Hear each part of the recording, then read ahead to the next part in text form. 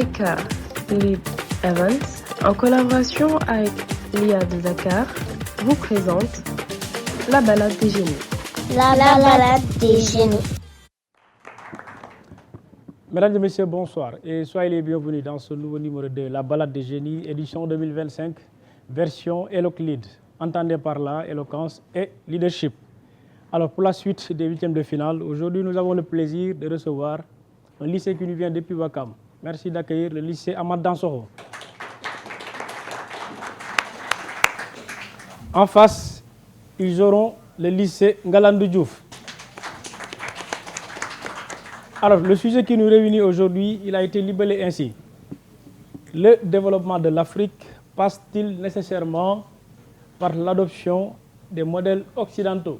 Je répète, le développement de l'Afrique passe-t-il nécessairement par l'adoption des modèles occidentaux? Alors, le lycée Amath Dansokho à ma gauche se chargera de défendre la version affirmative du sujet. Et le lycée Ngalandou Diouf se chargera de défendre la version négative.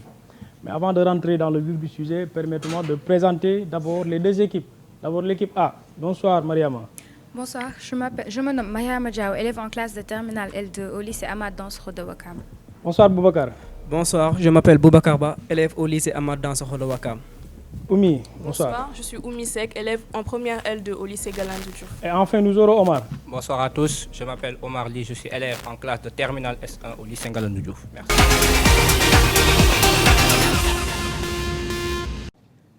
Mesdames et messieurs, très chers invités, honorables membres du jury, bonsoir. Quel que soit ce qui se passe dans notre continent, il est possible d'en faire un des meilleurs continents. À l'entame de mes propos, permettez-moi d'abord de me présenter. Je me nomme Mariama Diao, élève en classe de terminale L2 au lycée Amath Dansokho de Ouakam. Je suis très honorée d'être ici parmi vous pour cette 3e édition de la balade des génies. Je suis ici pour débattre sur le sujet libellé comme suite. Le développement de l'Afrique passe-t-il nécessairement par l'adoption des modèles occidentaux? Nous allons d'abord commencer par définir le concept clé qui est le développement. Le développement est donc un processus dynamique permettant de remplacer des façons de travailler peu efficaces par des approches plus productives et plus performantes, que ce soit au niveau des entreprises, d'un ménage ou de la communauté dans son ensemble. Mesdames et messieurs, l'Afrique est aujourd'hui à la croisée des chemins, à un moment fort dans son destin de développement économique. En effet, plusieurs éléments, des prix élevés des produits de base, de nouvelles liaisons commerciales et une amélioration générale de la gouvernance économique se conjuguent pour faire de l'Afrique le continent qui connaît la plus forte croissance au monde. Cette croissance économique robuste donne aux pays africains les moyens de stimuler l'investissement public, de renforcer les services sociaux et d'apporter la prospérité à une partie toujours plus importante de la population. Les pays africains ont fait les changements structurels nécessaires pour que la croissance devienne autosuffisante en créant des emplois et des opportunités de travail toujours à une population beaucoup plus élevée. Mettant en exergue l'idée d'une Afrique plutôt objet que sujet de la mondialisation et qui noirait en tentant de s'inventer un modèle économique, Philippe Hugon, économiste français, dans son ouvrage intitulé Géopolitique de l'Afrique paru en 2016, affirme que l'Afrique est mondialisée mais n'est pas mondialisatrice. La place de l'Afrique dans un monde multipolaire ne cesse d'évoluer. Avec l'apparition de nouveaux liens commerciaux et de nouvelles sources d'investissement qui ont déjà fait leurs preuves en Occident, l'Afrique doit donc s'en inspirer et se les approprier. C'est d'ailleurs le cas de beaucoup de pays de l'Afrique, comme exemple l'Afrique du Sud, le Rwanda, la Tanzanie, qui affichent une croissance à 2 chiffres. Pour ne citer que cela. L'indice Mo Ibrahim de la gouvernance en Afrique, dans son rapport de décembre 2024, indique que la croissance économique de l'Afrique est satisfaisante et que beaucoup de pays suivent les recommandations de l'instance internationale en matière de bonne gouvernance, notamment sur le plan économique. Mesdames et messieurs, l'Afrique est-elle suffisamment armée pour promouvoir l'innovation et s'écarter du modèle occidental? Non. Notre continent n'a pas besoin de s'écarter des sentiers battus de l'économie mondiale. D'ailleurs, beaucoup d'instances de développement continental l'ont compris. La stratégie 2016-2025 de la BAD comprend deux grands objectifs généraux pour l'Afrique: la croissance inclusive et la transition progressive vers une croissance verte. La croissance inclusive comprend elle-même plusieurs dimensions: croissance économique et croissance spatiale, inclusion sociale et démographique, et compétitivité. Autant pour moi. C'est un modèle économique qui a largement fait ses preuves en Occident, notamment en Russie et dans les pays scandinaves après l'éclatement de l'URSS. Dans le rapport annuel 2024 de la Banque de développement africaine, il est écrit au niveau de la conclusion que les fondamentaux de la croissance se sont améliorés, les facteurs qui les sous-tendent évoluant progressivement vers les investissements et les exportations nettes. En 2024, pour la première fois depuis une décennie, les dépenses d'investissement ont représenté une part plus importante de la croissance du PIB que la consommation, 54% contre 31%. L'histoire du dynamisme économique récent de l'Afrique est aujourd'hui bien connue. Le continent connaissant la plus forte croissance depuis 40 ans, selon la revue annuelle parue en 2024 de l'Agence française de développement. Après l'an 2000, la plupart des pays africains ont maintenu des taux de croissance moyens supérieurs à 5%. Mesdames et messieurs, ce n'est donc pas le fait de suivre le modèle occidental qui explique le retard du continent. Les pays doivent plutôt poursuivre une bonne gestion politique et économique et adapter leurs interventions à leurs spécificités, à leurs ressources naturelles et à leur niveau de développement. L'Afrique n'est donc pas prête de s'écarter des modèles occidentaux car elle en a besoin pour performer dans sa croissance. Merci de votre auguste attention.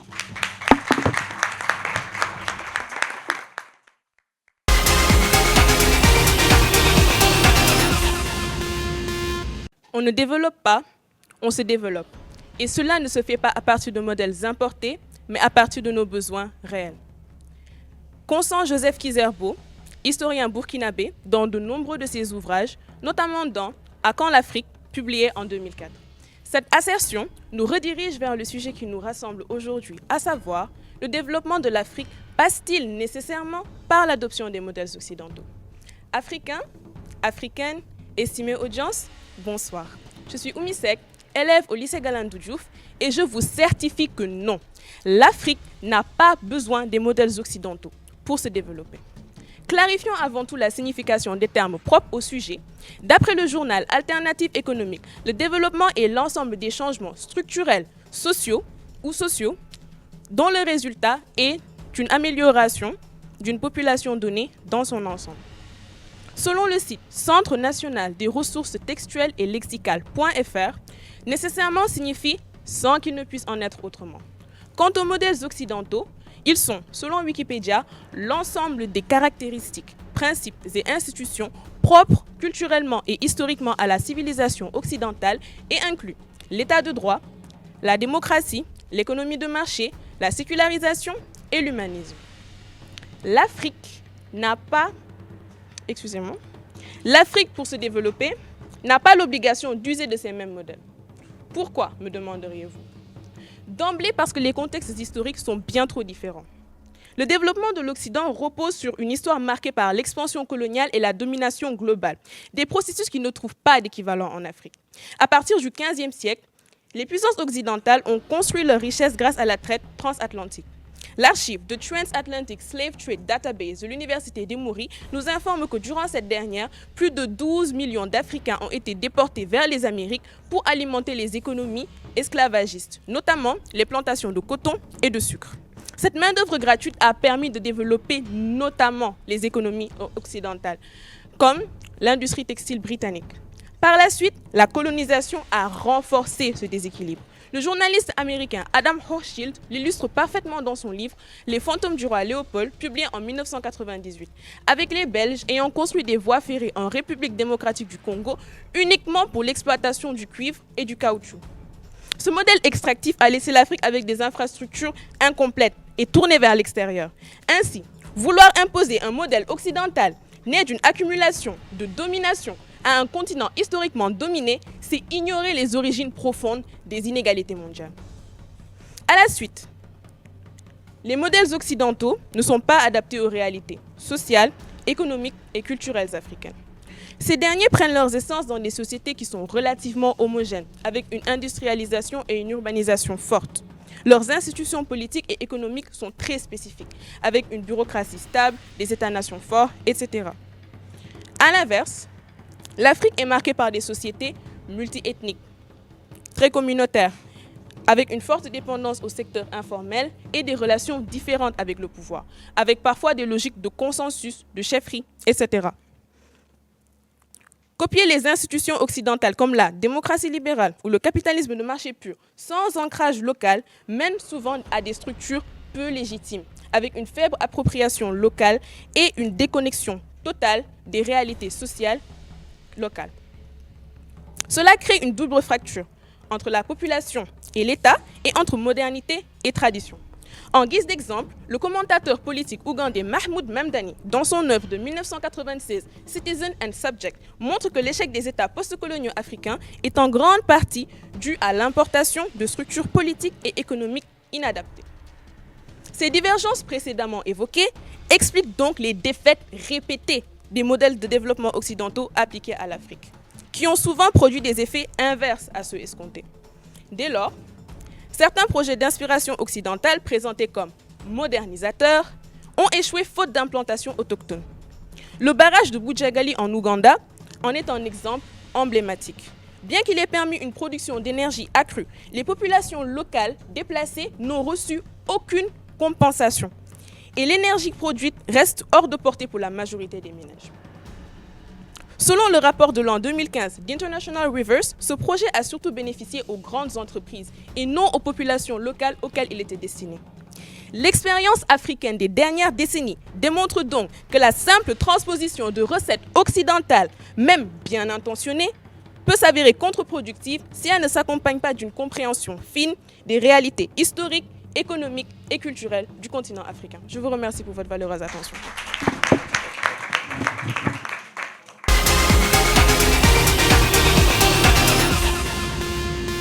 Et si l'Afrique refusait le développement, s'interrogeait-il il y a 3 décennies Axel Kabou sur le destin du continent africain à travers de son ouvrage publié en 1991. Depuis longtemps, sous la tutelle des institutions occidentales, l'Afrique peine à s'épanouir. Pourtant, les donations et l'implication dans le développement mondial des États occidentaux, autant pour moi, ne cessent de croître. Le monde ayant aujourd'hui de nouveaux modèles de développement, l'Afrique sera-t-elle en mesure d'obtenir le soutien aux siens? La multiplicité des contacts avec l'Occident permettra-t-elle à l'Afrique, aux pays africains de sortir de la spirale de la pauvreté? Bref, le redressement économique de l'Afrique passe-t-il nécessairement par une copie politique économique? Passe-t-il nécessairement par une copie des politiques de développement extérieur? Telles sont les interrogations qui s'articulent autour de notre sujet libellé. Le développement de l'Afrique passe nécessairement par l'adoption des modèles occidentaux. Sans embâche, à cette interrogation, sans embâche, nous te répondons oui. Le concept de développement désigne l'ensemble des transformations culturelles, sociales, territoriales, démographiques, accompagnant la croissance de la production matérielle ou l'amélioration des conditions d'existence humaine. Le terme est donc très souvent accompagné d'un adjectif pour le caractériser. Développement économique, rural, social, local, etc. La question du développement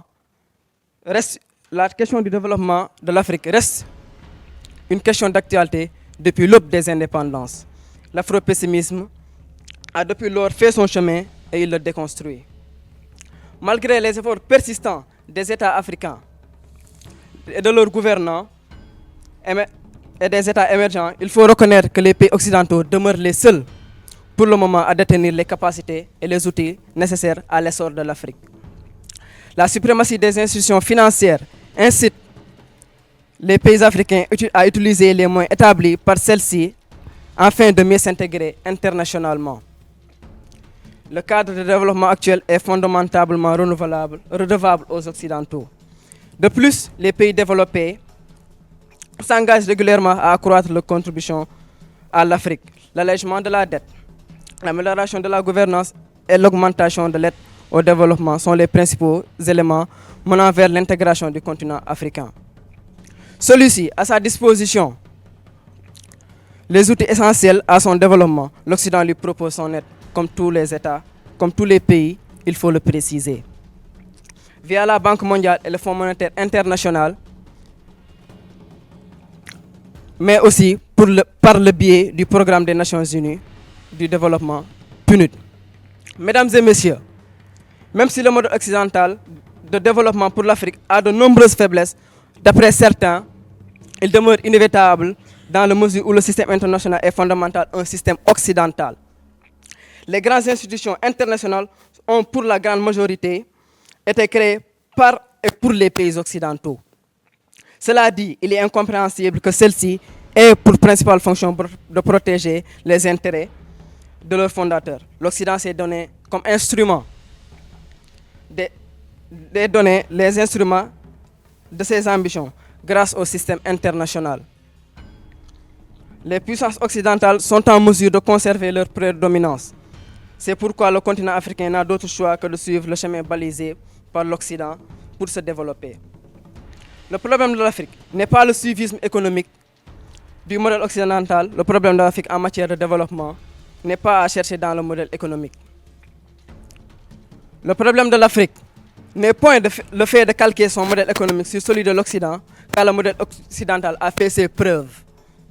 Au contraire, le problème de l'Afrique, c'est les mauvaises politiques de gouvernance. Ce sont les politiques de mise en œuvre de ces programmes qui sont mauvaises et non les programmes. Le problème de l'Afrique, c'est le déficit de mise en œuvre des décisions. Partout en Afrique, il existe de bonnes politiques de développement. Les concepts sont bien élaborés, que ce soit des communautés régionales ou à l'Union africaine. On peut citer le plan d'action de Lagos, le traité d'Abuja, la déclaration du CIRT, le programme de développement industriel en Afrique, la décennie de la promotion de la femme en Afrique, la muraille verte pour stopper l'avancée du désert, etc. Des programmes bien articulés, mais qui échouent à cause des mauvaises politiques de la mise en œuvre. D'autres facteurs, comme la non-maîtrise de la technologie et le manque de moyens de finances, bloquent cette mise en œuvre. Auguste Assemblée, l'Occident a fait ses preuves en matière de développement. Il serait intéressant pour les pays africains de suivre leur modèle économique pour tirer nos économies vers le haut. Je vous remercie.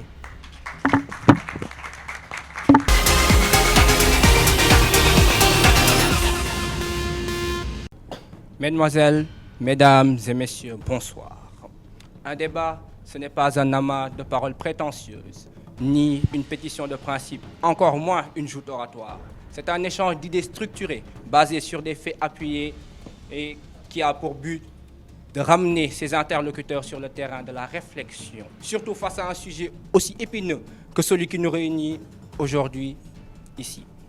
Il est libellé ainsi: le développement de l'Afrique passe-t-il nécessairement par l'adoption des modèles occidentaux? À cela, nous répondons aujourd'hui: il est faux de penser que le développement de l'Afrique passe nécessairement par l'adoption des modèles occidentaux. Certains se poseront naturellement la question: mais pourquoi dites-vous cela? En cela que d'une part, ces modèles nous tracent une ligne. Elles nous plongent sur le sentier de la pensée unique. Cette pensée unique déguisée en vérité universelle, celle qui nous a colonisés, celle qui nous a fait de nous des esclaves. À croire que le développement se limite à la valeur du PNB, à la valeur du PIB, à empiler des buildings et à créer des ponts. C'est ce que Cheikh Anta Diop, historien et anthropologue sénégalais, rejette dans son livre « Nation nègre et culture », paru en 1954. Le progrès technique ne vaut que s'il est au service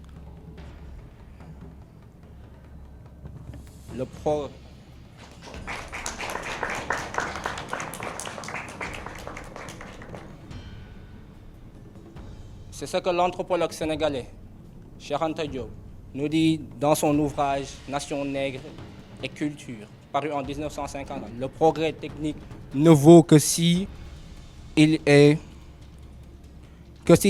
au service d'un développement harmonieux et respectueux de l'homme et de ses cultures.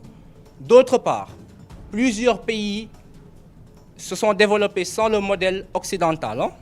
Nous pouvons d'abord prendre l'exemple de la Chine, qui, au cours de ces dernières années, participe à 35% de la croissance du PIB mondial, comme le souligne le rapport du FMI, publié sur son site le 1er février 2024, intitulé China Stumble. Il montre aussi que la Chine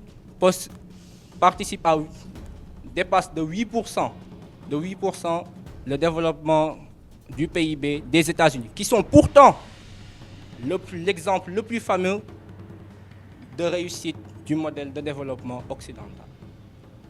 À cela, nous pouvons ajouter un autre exemple, celui de la Malaisie, qui s'assoit non pas sur des calculs boursiers compliqués, elle s'assoit sur la charia, la finance islamique. Et les résultats ne se font pas attendre.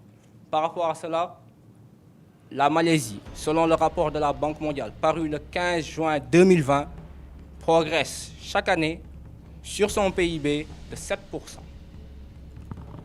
Et l'on veut nous faire croire, nous Africains, que sans passer par les modèles occidentaux, nous ne nous développerons pas, alors que d'autres le font, même ici en Afrique. C'est le cas du Rwanda, cité par mademoiselle Mariama Diaw, qui, selon le rapport de la Banque mondiale, paru le 4 février 2025, c'est très récent, nous dit que le Rwanda progresse depuis les années 1990 de 7% avec une forte résilience face aux chocs économiques. Mesdames et messieurs, ne nous détrompons pas. Cette pensée qui vise à faire croire aux Africains que le développement doit s'envisager de la façon occidentale, de la façon européenne, n'est qu'un subterfuge pour les maintenir dans le sous-développement. Mesdames et messieurs,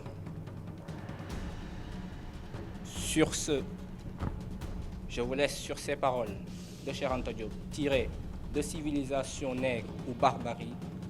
Le développement ne se copie pas. Je vous remercie.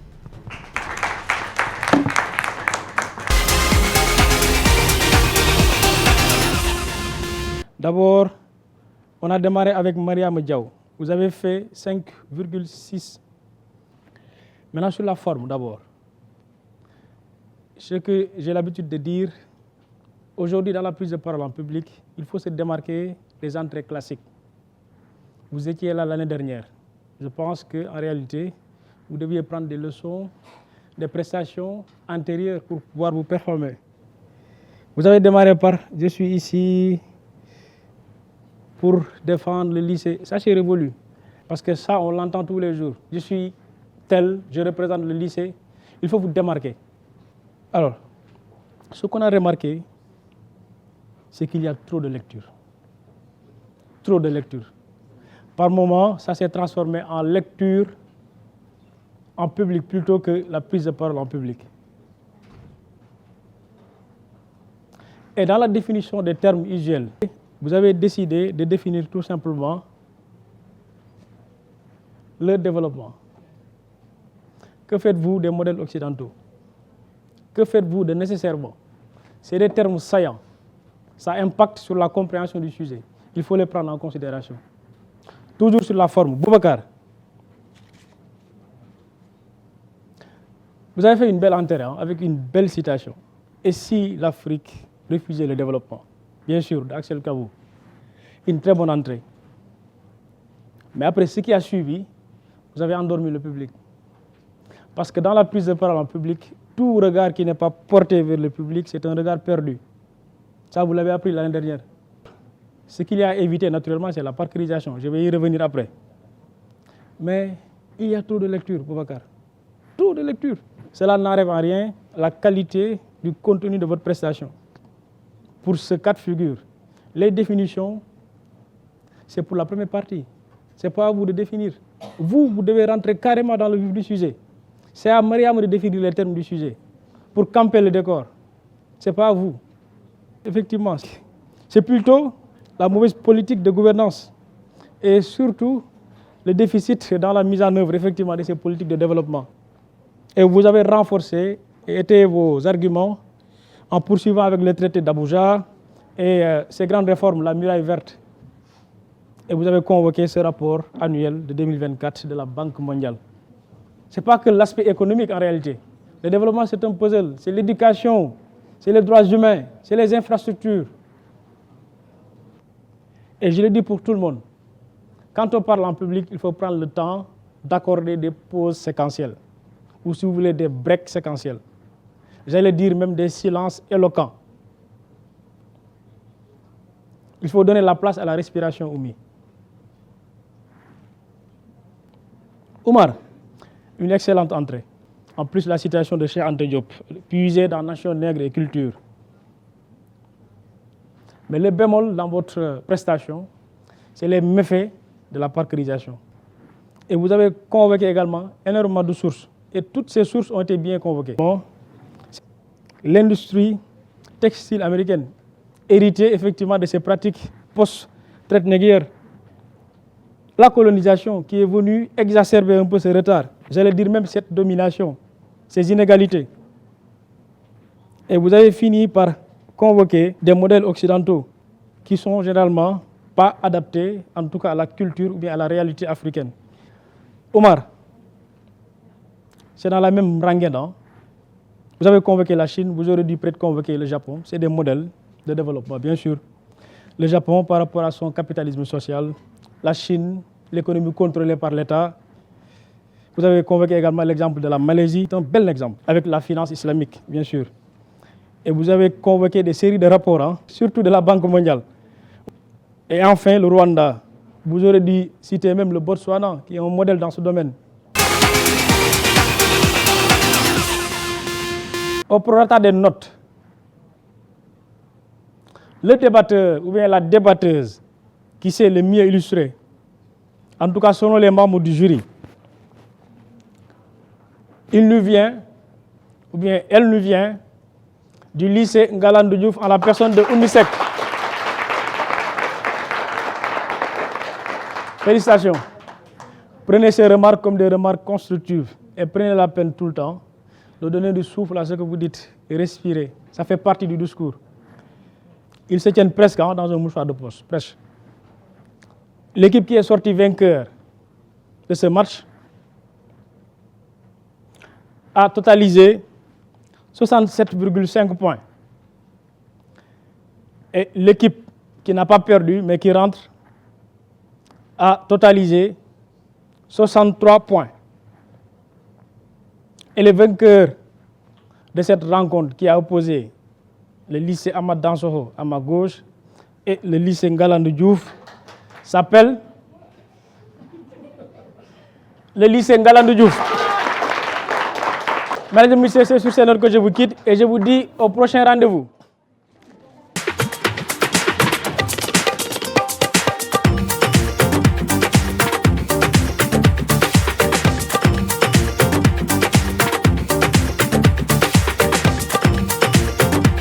Africa Lead Events, en collaboration avec l'IA de Dakar, vous présente la balade des génies. La balade des génies.